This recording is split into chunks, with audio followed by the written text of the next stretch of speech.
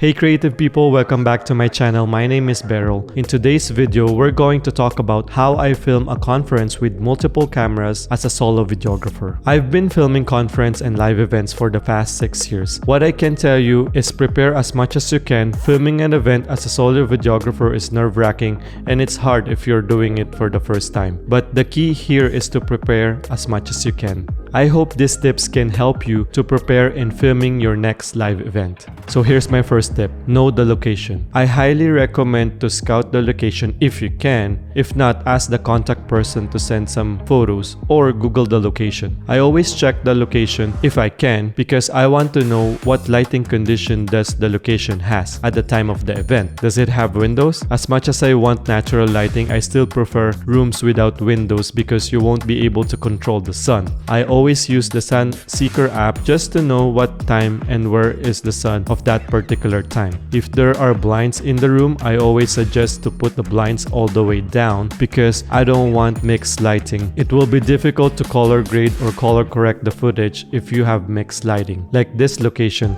there's window on the side, spotlights above, then room lights. Now, in a small room like this, I also ask the client to turn off the room lights. I always ask this because I just want to try if they can, but if not, that's okay too. The important for me is just to try. I know you can't have it all, but always make sure to do the best you can so it will lead to a perfect footage. If there are no windows, great, then we have a controlled environment or lighting. I always suggest to my clients if we can turn off the room lights because room lights have low quality and the direction of the lighting is not good because you are creating a raccoon eyes to people. If they didn't rent the spotlights in the venue, I always bring my spotlight. Right now, I'm using the Practilite. I love this light because it has faster response in the app. If I want to change some settings, I can do it faster than the Aperture Lightstorm 60X. But the Aperture is cheaper and brighter, so if you don't have a spotlight, I'll go with the Aperture Lightstorm 60X. Now, if you can still afford the Aperture light, you can check out the Amaran COB 60X. What I really love about this light is the weight of it. You can just put this in your backpack. You can also use this for talking heads or interviews. Just attach a soft box. The downfall is it is not a spotlight or a Fresnel light. So I just use like 10-20% of it because it's really bright. That's why I put a Bowens mount hyper reflector mini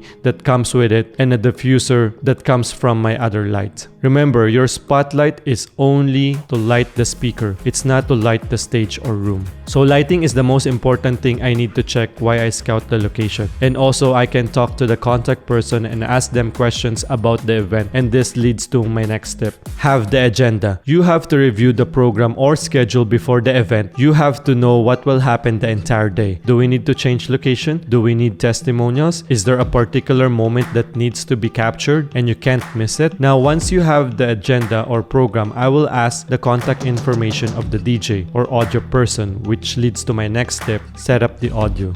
I record the audio because the audio or speeches will tell the story. Here's a sample video.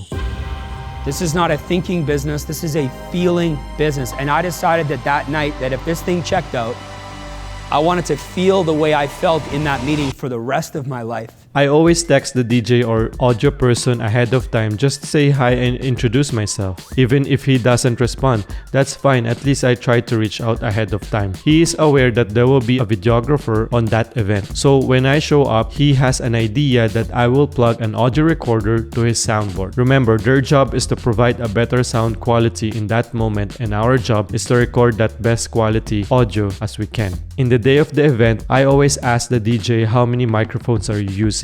If they say 1 to 2 microphones only, which is common to a small event, I will use my splitter, which is my favorite by the way. And if I can, I will ask the client to use mic 1 only so I can use the splitter. The handheld mic is called transmitter and it has a receiver attached to the soundboard. This event has no DJ or audio person and I've been here many times. If there's a DJ, I will ask him to disconnect the XLR mic 1 input from the soundboard so we can plug it in the the input side of the splitter. Then plug another XLR to the isolated output to the audio recorder, which is the Zoom F3. Then plug another XLR cable to the direct output of the splitter back to the mic 1 input of the soundboard. When I was starting to use the splitter, many DJs were not comfortable using a splitter, and I get it because maybe this is a new concept to them. That's why I text them ahead of time that I will be using a splitter. In the day of the event, I explained to them using a splitter has no interruption to the signal that they are projecting in the event. We're trying to be independent from his soundboard. Whatever he does in his soundboard, I won't be able to get it. If he got a feedback, I might not hear it in my recording. If he tries to play some music while there's speeches or talk, I may not hear it in my audio recorder because my audio recorder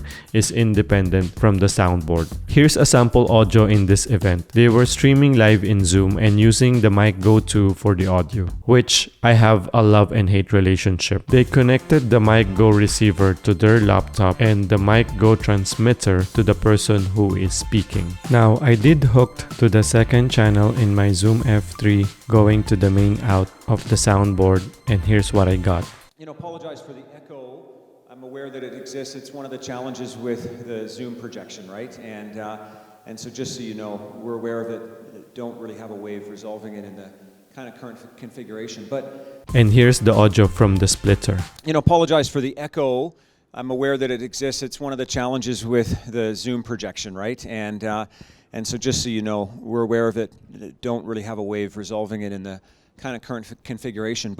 That's why I really love to use the splitter. If they say multiple mics, then I'll ask what's the cleanest feed that you can offer me to record the audio. I don't need background music, I just need the speeches. I have this audio recorder and I have all the cables. They always offer me this mic out, auxiliary out, headphones jack. I always get the aux out. I stay away from headphone jack because it has a lot of background noise. But of course, if that's the only one available, then I'll take it. Since I'm the only one filming, I have no time to monitor the audio at the soundboard. If I have a chance, I pick on my audio recorder to see if the level is still moving. That's why I back up my audio with a Tascam DR10L and hang it above the speaker. I'm not going to use this in the edit. It's only a backup in case something happened to my main audio recorder. So here's my next tip. Placement of cameras. I use 3 cameras when filming a live event. I know it sounds a lot, but most of the time, conferences or live events have only one location. Once you set up your camera, it will be there until the end of the program. My first camera will have the long lens. I use the Sony a7 III with the 70-200 f4. It will be my main camera. It is one I use for tracking a subject. The second camera is the static camera. After I set it up, I won't move it. The Sony a7 III unfortunately doesn't have unlimited recording, so it can cover the gap if my main camera stops. Since I'm the only one monitoring the cameras, I place them beside each other. And the third camera is where I get most of my B-roll. Since I'm the only one filming, I do B-rolls when I get a chance. Here's my list for B-rolls. First, walking or running shots. Whenever they introduce the speaker, I get my third camera and put it in the gimbal with a wide lens. I have the Tamron 17-28. I can also go at the back of the speaker or at the front of the speaker. Then my second one is establishing shot. I can do parallax, push in and push out just to show the location, how wide, how big it is. I know there's no one tracking the main camera, but that's okay because I still have my second camera, or if I need that speech, I just use it as a voiceover. Here's a sample video. Welcome to the Schulich School of Engineering at the University of Calgary. We are so excited to have you here for our annual event, Women in Engineering Day.